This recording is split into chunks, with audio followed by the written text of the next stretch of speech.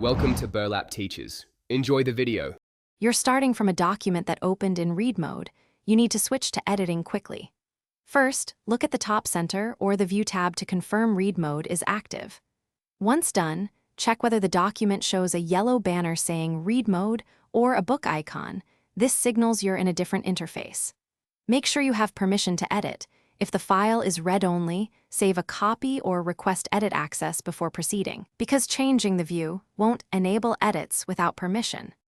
Now switch the view, go to the View tab and choose Print Layout or click Edit Document to exit read mode. If you see an Exit Read Mode icon at the top right corner, click it. That instantly returns you to the familiar ribbon and editing tools. If the ribbon is hidden, press ESC to reveal it or use the keyboard. Press Alt, then W, then P to select Print Layout. These actions restore the editing interface because read mode is purely a viewing layout and doesn't remove content. Finish by saving the file so your view choice persists. File save or Ctrl+S is enough. If Word still reopens in read mode, use Save As to create a new. DocX, close Word and reopen that copy. This often clears stubborn view settings.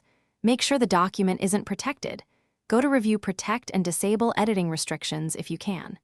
If protection is enforced, request the password or an editable copy. One tip: restart Word if view options appear unresponsive, then retry the steps.